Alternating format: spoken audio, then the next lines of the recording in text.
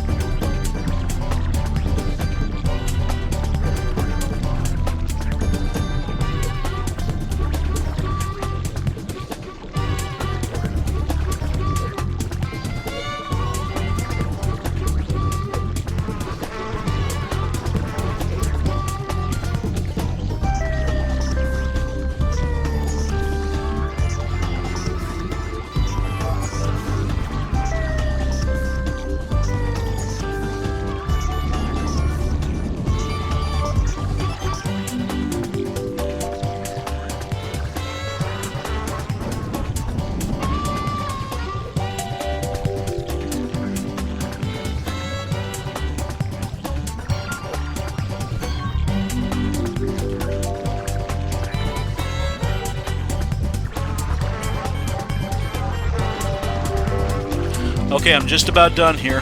Okay, he's walking around right now. I'm making him walk, actually, and what I'm doing is tapping the triangle key. Just keep tapping it. That's all you gotta do. Just walk around and keep tapping that triangle key.